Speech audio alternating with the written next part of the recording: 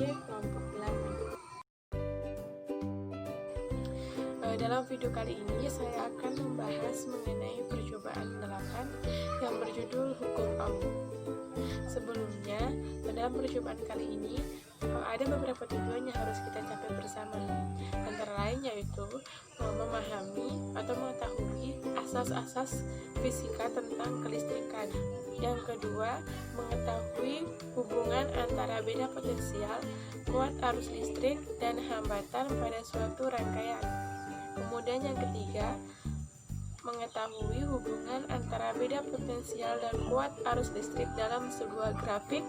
Kemudian yang keempat, menentukan nilai hambatan dengan kuat arus listrik dan beda potensial dalam sebuah grafik.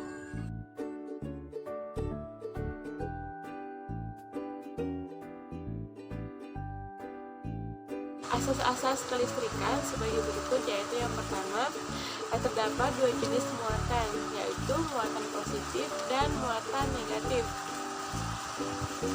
Kemudian yang kedua, muatan positif itu berada pada inti atom, sedangkan kalau muatan negatif itu berada pada elektron.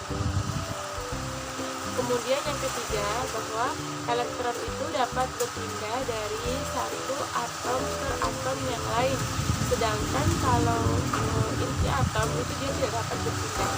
Selanjutnya, atom-atom penghantar atau konduktor memiliki elektron bebas yang mudah berpindah dari satu tempat ke tempat lain dalam suatu penghantar itu. Selanjutnya, muatan listrik dapat mengalir apabila ada beberapa beda potensial atau tegangan.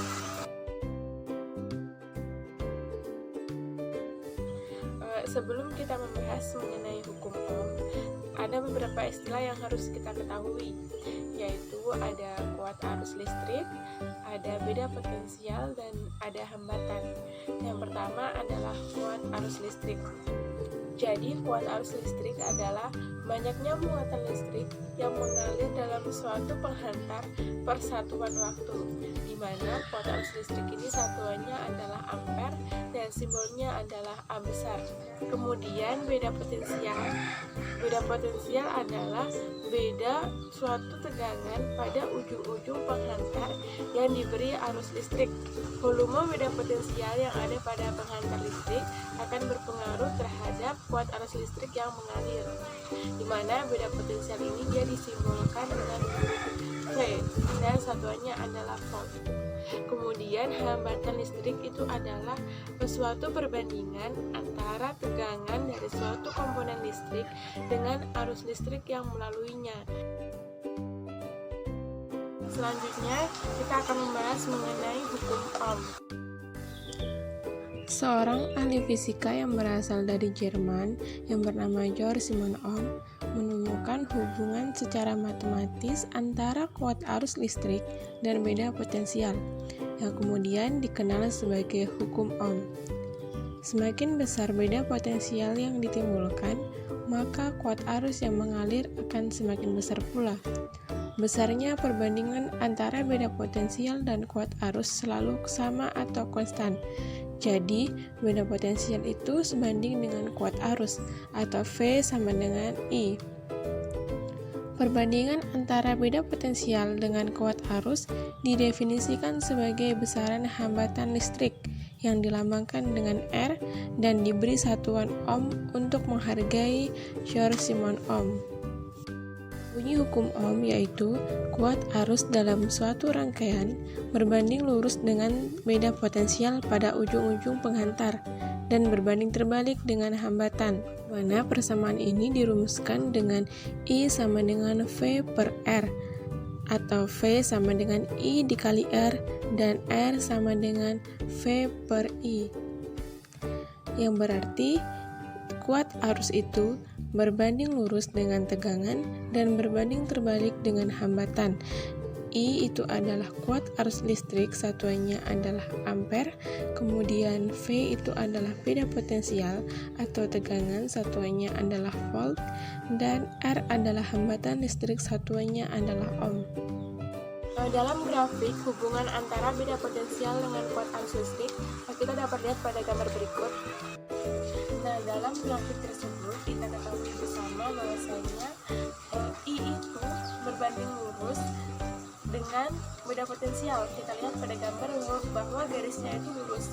Dan hal tersebut menunjukkan bahwasanya kuat arus listrik sebanding dengan beda potensial, yang berarti semakin besar beda potensial maka kuat arusnya juga akan semakin besar.